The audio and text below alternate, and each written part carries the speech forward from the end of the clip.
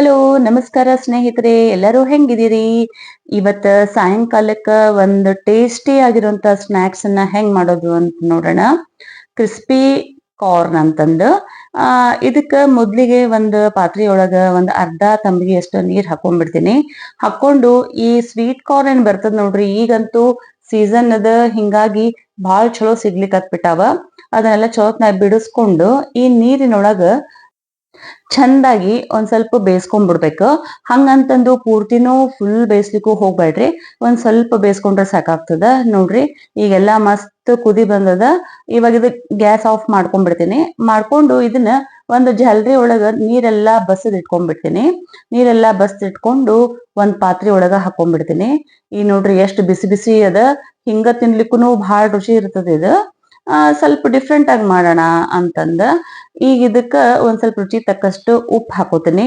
ಉಪ್ಪು ನೋಡ್ ಹಾಕೊಳ್ರಿ ನಿಮ್ ಟೇಸ್ಟಿಗೆ ಅಂತಂದು. ಆಮೇಲೆ ಖಾರ ಪುಡಿ ಹಾಕೋತೀನಿ. ಖಾರ ಪುಡಿ ನಾ ಇಲ್ಲೊಂದು 2 ಸ್ಪೂನ್ ಅಷ್ಟು ಹಾಕೋತೀನಿ. ಸಣ್ಣ ಹುಡುಗರು ತಿನ್ನೋದಿತ್ತು ಅಂತಂದ್ರ ಸ್ವಲ್ಪ ಹಾಕೊಂಡ್ರು ನಡೀತದ. ಆಮೇಲೆ ಇದಕ್ಕ ಇನ್ನೊಂದೇನು ಮುಖ್ಯವಾಗಿ ಅಂತಂದ್ರ ಕಾರ್ನ್ ಫ್ಲೋರ್ ಮಾತ್ರ ಹಾಕೋತೀನಿ. ಇದನ್ನ ಒಂದು 2 ರಿಂದ 3 ಸ್ಪೂನ್ ಅಷ್ಟು ಕಾರ್ನ್ ಫ್ಲೋರ್ ಇದಕ್ ಬೇಕಾಗ್ತದ.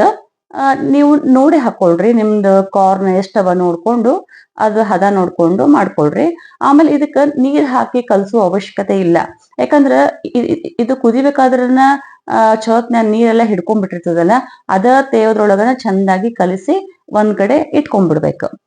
ಆಮೇಲೆ ಇಲ್ಲಿ ಪಕ್ಕದಲ್ಲಿ ಒಂದ್ ಬಾಣ್ಲಿ ಇಟ್ಕೊಂಡು ಅದ್ರೊಳಗ ಎಣ್ಣೆ ಹಾಕಿ ಕಾಯ್ಲಿಕ್ಕೆ ಇಟ್ಕೋಬೇಕು. ಎಣ್ಣಿನೂ ಜಾಸ್ತಿ ಹಿಡಿಯಂಗಿಲ್ಲ. ಇವಾಗ ನೋಡ್ರಿ ಎಷ್ಟ್ ಚಂದ ಉದುರಾಗಿ ಬಾಳ್ ಚಂದ ಆಗ್ಯಾವ. ಈಗ ಇದು ಒಂದ್ ಹಾಕಿ ನೋಡ್ತೀನಿ.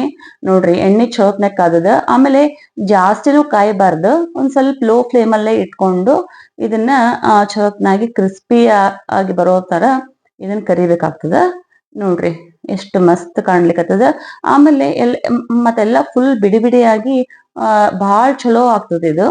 ಸಾಯಂಕಾಲಕ್ಕಂತೂ ಇದು ಹೇಳಿ ಮಾಡ್ಸಿದ ಸ್ನಾಕ್ಸ್ ಅದ. 1 ಸ್ಪೂನ್ ಬಾಯಾಗ ಇಟ್ಕೊಂಡ್ರಿ ಅಂದ್ರ ಹಂಗ ತಿನ್ಬೇಕಂತ ಅನಸ್ತದ.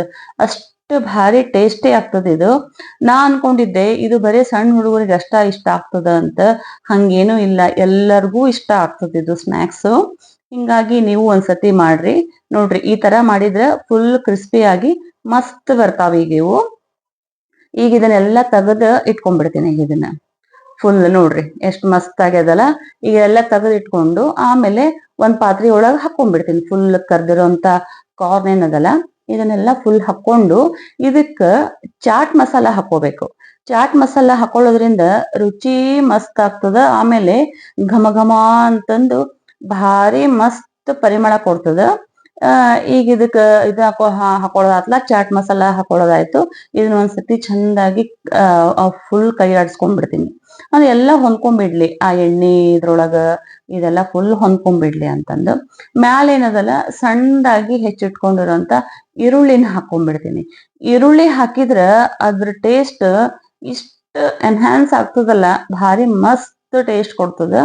ಆಮೇಲೆ ಮ್ಯಾಲ ಒಂದ್ ಸ್ವಲ್ಪ ಕೊತ್ತಂಬರಿ ಹಾಕ್ಬಿಟ್ವಿ ಅಂತಂದ್ರ ಕ್ರಿಸ್ಪಿ ಕಾರ್ನ್ ಇವಾಗ ತಿನ್ಲಿಕ್ಕೆ ರೆಡಿ ಆಗ್ಬಿಟ್ಟದ. ಈಗ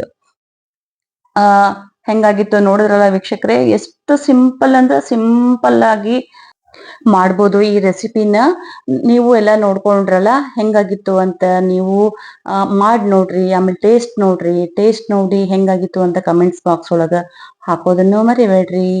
ಆಮೇಲೆ ನಿಮ್ಗೆ ಇಷ್ಟ ಆಗಿದೆ ಅಂತ ಅನ್ಕೋತೀನಿ. ಇಷ್ಟ ಆಗಿತ್ತು ಅಂದ್ರೆ ಲೈಕ್ ಮಾಡ್ರಿ, ಶೇರ್ ಮಾಡ್ರಿ. ನೀವಿನ್ನೂ ನನ್ನ ಚಾನಲ್ಗೆ ಸಬ್ಸ್ಕ್ರೈಬ್ ಆಗಿಲ್ಲ ಅಂದ್ರೆ ಸಬ್ಸ್ಕ್ರೈಬ್ ಆಗ್ರಿ. Thank you.